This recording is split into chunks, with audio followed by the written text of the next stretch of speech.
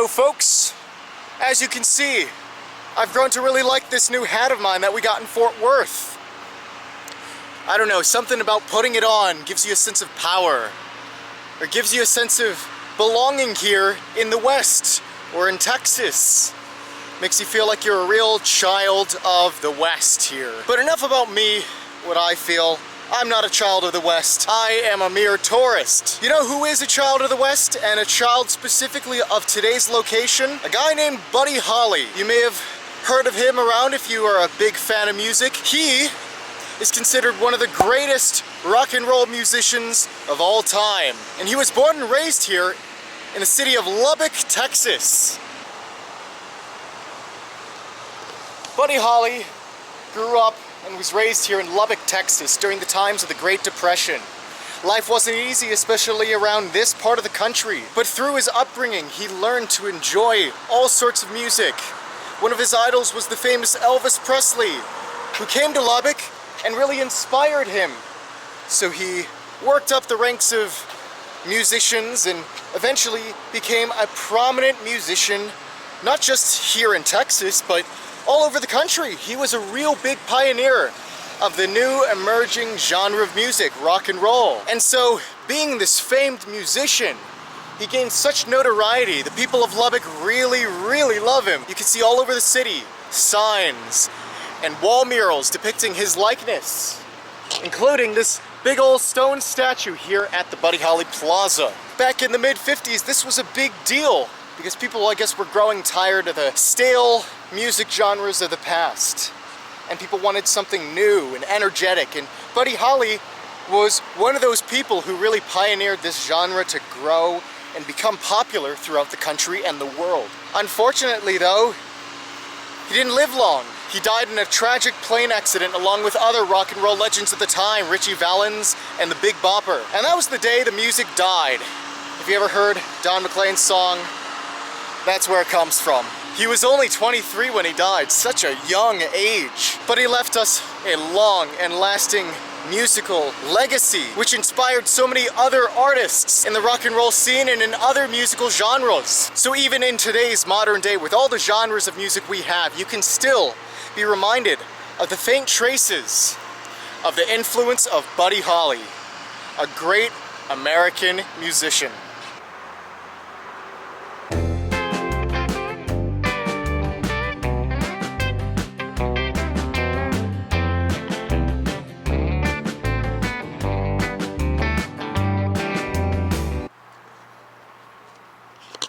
Now, although we are on Buddy Holly Avenue, we gotta talk about something else here in Lubbock other than Buddy Holly. So what makes this city, might I say, of 250,000 significant? Well, on first glance, you take a visit here, you walk around and you're like, where are all the big skyscrapers for a city of this size? Shouldn't there be more action? It's such a quiet, almost eerie town where I feel very oddly safe to just walk around the street, across the street, without even looking very much. Well, it might actually have something to do with the region of the US that we're in right now.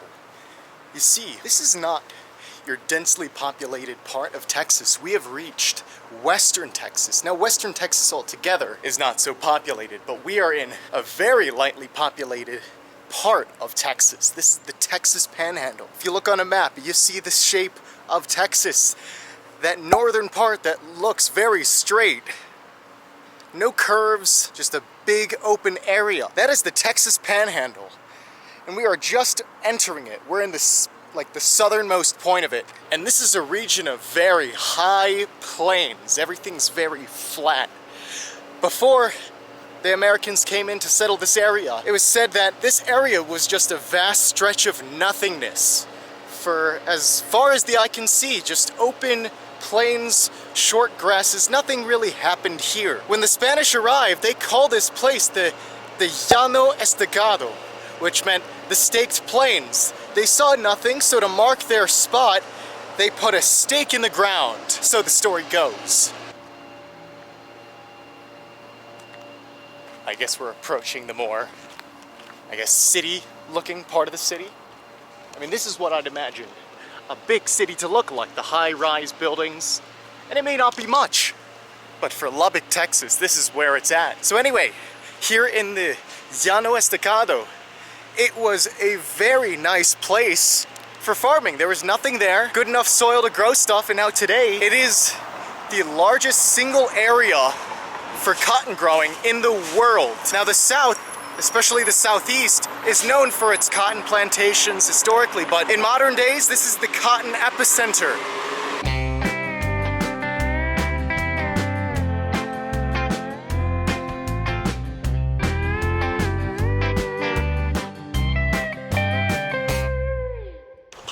So we're on Broadway here in Lubbock, and supposedly this is where all the businesses are, where all the commerce is supposedly done.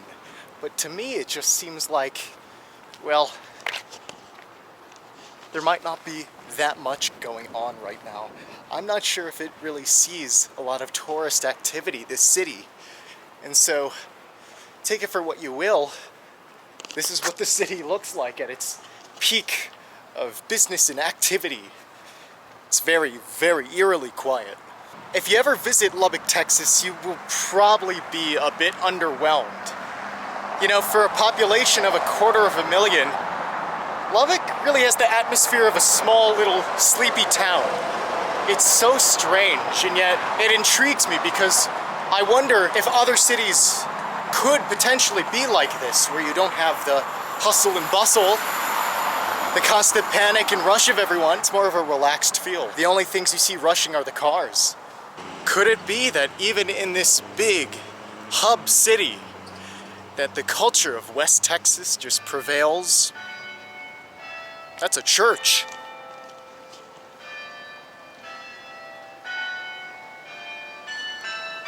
But yeah, with the church bells in the background, getting back to my point, are we just so far removed geographically from the other big population centers that it's just gonna be a relaxed environment here?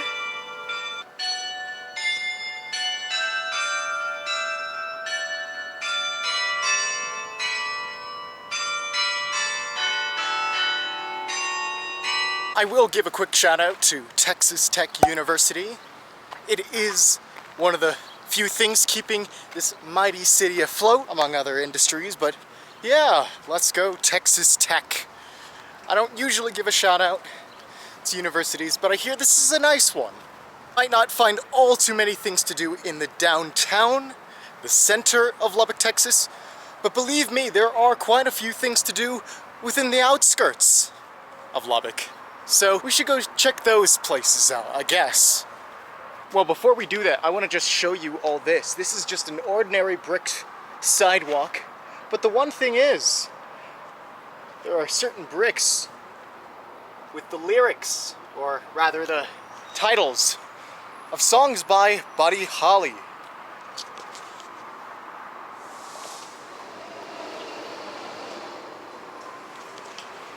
It's almost like a walk of fame, like the Hollywood Walk of Fame, but in honor of the famed musician Buddy Holly.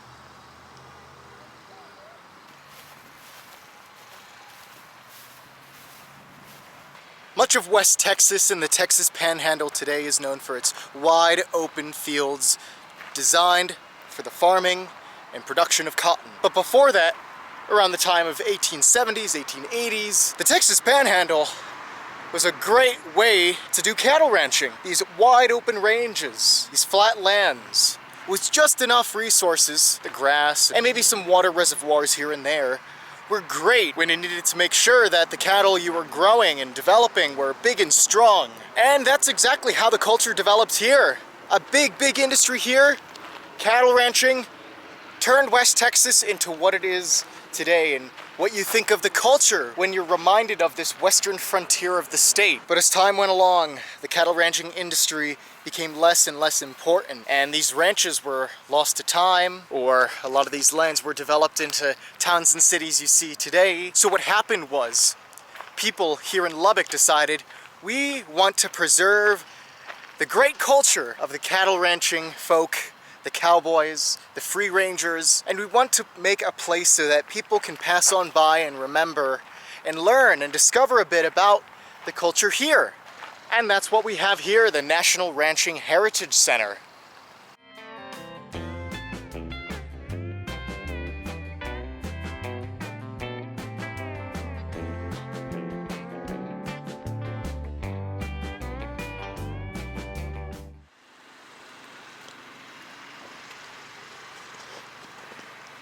The American West is largely a story of, well, what's in this land and how do we utilize the barren landscape in front of us, the resources which are maybe hidden away but that we can utilize for the betterment of our people. As the first Americans ventured forth into this wild frontier, the western region of this country, they realized, well, the conditions are really poor here. We can't just settle here to live here off the land. A large part of this area is a barren desert landscape, so we have to find other ways to utilize this land. So frontier houses like these were set up not as permanent dwellings, but just to, find shelter in this unforgiving landscape. They utilized certain resources around them. A lot of these western towns are associated with the big booms that were made when people discovered the natural resources that might have been there, such as silver or gold, valuable commodities back in the day. In Texas, ranching was, of course, a big thing, so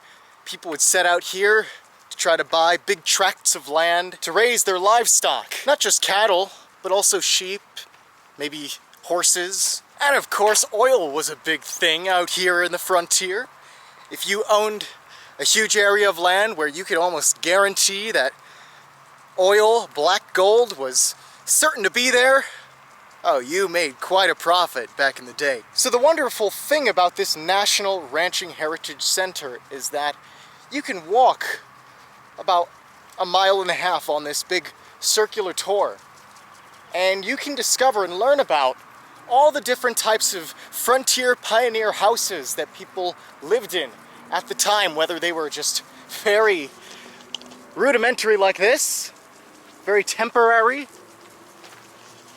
or maybe different styles of architecture from just American Western pioneers to the Spanish colonial settlers.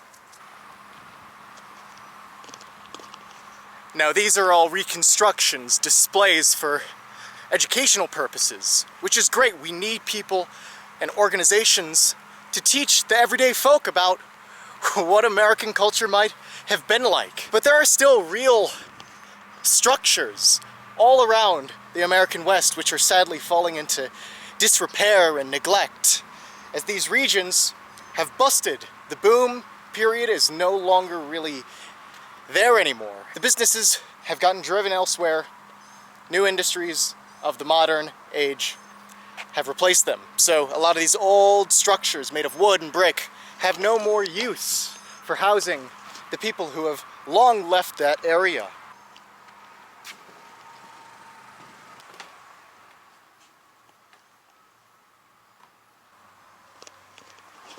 Yep, the tiny houses of West Texas, up for display here at the National Ranching Heritage Center. Come take a visit, you all. It is free, it is independently funded, and it's a great way to learn about American West culture.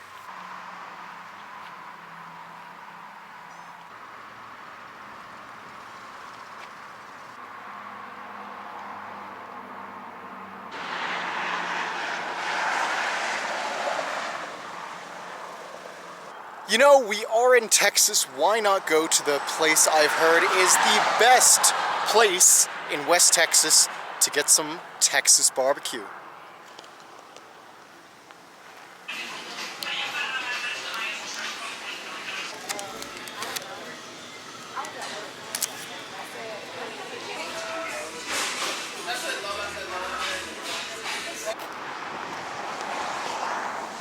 Here in Texas, barbecue is all about the beef brisket, and let me tell you, that was a really good sandwich. It's chewy enough where you feel like it's a hearty meal, but it's not too chewy. It's a nice Texas brisket barbecue. I love it. Go to the Shack if you're ever in Lubbock for a nice meal.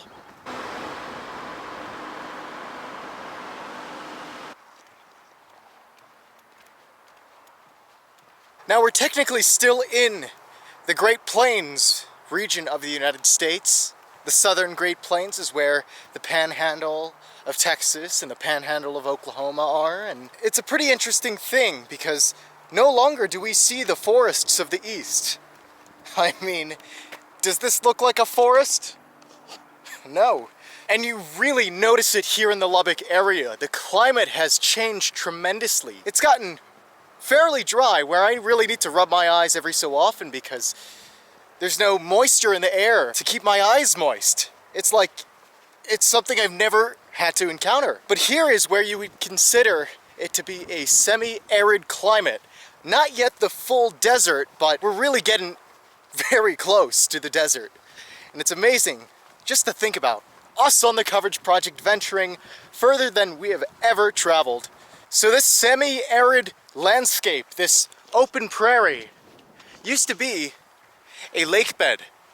And for, as far as we know, over 10,000 years, native populations, such as the Clovis culture, people of the Archaic period, and even more recent Native American groups, like the Comanche and the Apache people, have inhabited this area of open grasslands and used it for various purposes. The Paleo Native American people used this area to hunt proto-gigantic animals.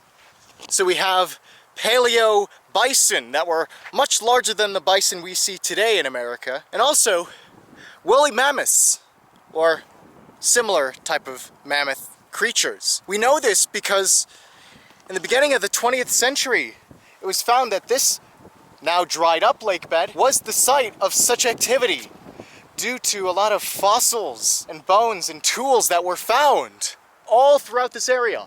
And to this day, there are various ongoing archeological efforts to understand the past of this region through excavation and different other means of collecting information around here.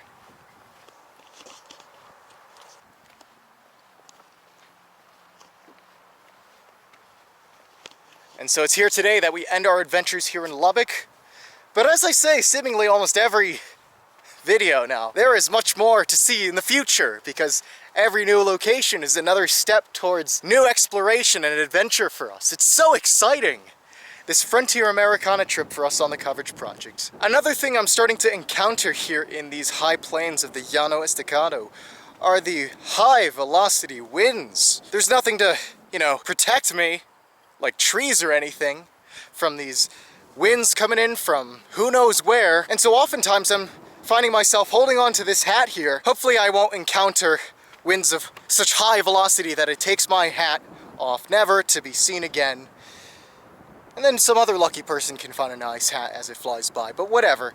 It would be fun as we go across the country and hopefully around the world. We can get ourselves a hat collection here on the Coverage Project. That would be fun. I don't know. But I'm just brainstorming here. What a great day it has been in Lubbock, Texas, the gateway to the Texas Panhandle.